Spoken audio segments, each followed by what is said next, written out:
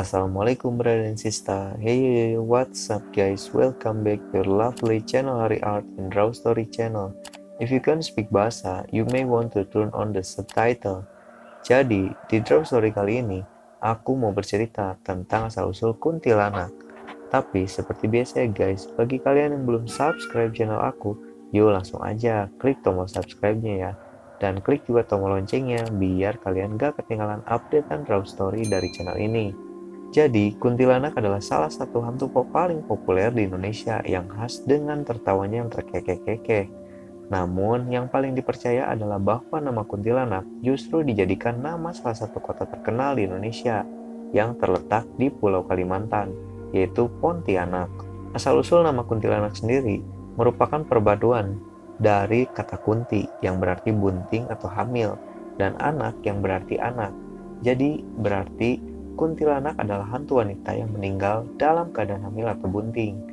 Kuntilanak adalah makhluk halus yang dipercaya berasal dari arwah perempuan yang mati ketika gagal melahirkan dan bayinya belum sempat keluar, atau wanita yang meninggal dunia dalam keadaan hamil.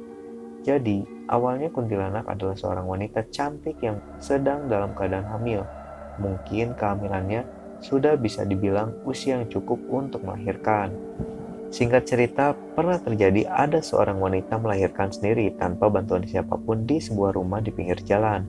Kemudian, ada seorang bidan yang melintas di depan rumah tersebut.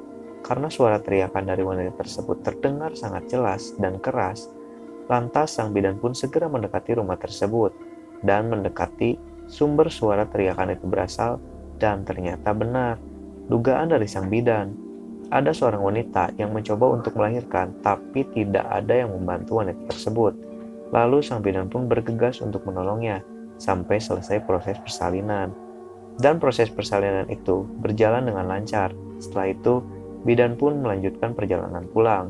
Namun, sesampai di rumah, ibu bidan teringat bahwa guntingnya yang ia pakai untuk menggunting tali pusar si bayi tadi tertinggal di rumah wanita tersebut. Maka ia segera kembali ke rumah wanita yang melahirkan tadi untuk mengambil gunting miliknya. Tetapi setelah tiba di tempat yang dimaksud, ternyata rumah milik wanita yang bersalin tadi tidak ada. Yang terlihat di sana hanyalah lahan kosong, bahkan sepi, tidak ada rumah satupun, karena jelasnya rumah wanita tadi itu hanyalah sebuah pemakaman umum. Tapi saat perjalanan mendekat, sang bidan pun melihat ada gunting yang ia gunakan memotong tali pusar tadi ternyata tergeletak di atas batu nisan pada sebuah kuburan yang masih baru. Dan kuburan tersebut ternyata adalah kuburan seorang wanita desa setempat yang meninggal dunia ketika gagal melahirkan. Tak lama kemudian, sang kuntilanak pun menemui sang bidan. Tak lama kemudian, ada kuntilanak yang menemui sang bidan. Dan sebagai rasa ucapan terima kasihnya, sang kuntilanak memberikan sepotong kain mori sebagai jimat.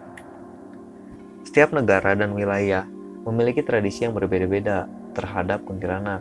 Seperti jika di daerah Jawa Timur, kuntilanak ini tak lain adalah bangsa wewe atau genderuwo perempuan.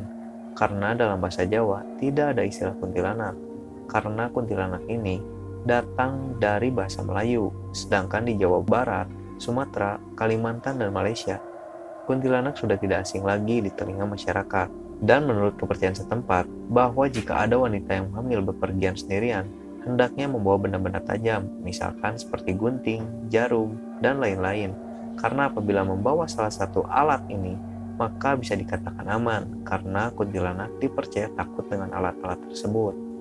Tapi, dari beberapa mitos yang berkembang di masyarakat, contohnya adalah kemunculan hantu ini biasanya terjadi saat maghrib, ataupun setelah hujan. Mitos yang sering beredar lainnya adalah mengenai suara rintihan. Jika suaranya terdengar jauh, maka hantu ini sebenarnya dekat.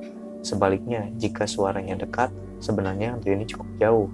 Adapun beberapa tanda atau ciri tempat yang disukai oleh kuntilanak ini adalah bangunan yang belum jadi atau bangunan lama yang sudah sangat lama tidak ditinggali.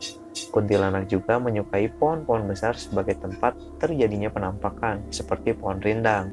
Nah, mungkin segitu aja draw story aku kali ini tentang asal-usul kuntilanak. Semoga kalian semua selalu terhibur dengan draw story aku kali ini, serta selalu ambil sisi positifnya dan buang sisi negatifnya dalam draw story aku ini. Oh iya, sebelum aku pergi, aku mau ngucapin selamat menunaikan ibadah puasa di tahun ini. Semoga dilancarkan dan diterima ibadah kita oleh Allah Subhanahu wa Ta'ala. Amin. Serta mungkin ada perubahan jadwal di channel Draw Story aku sekarang selama bulan suci Ramadan. Oke, mungkin segitu aja. Thanks for watching, brother and sister. See you next time. Stay watching, stay positive, always enjoy. Aku Hari, cabut dulu. Bye, semangat. Salam gambar menggambar Draw Story. Yeah.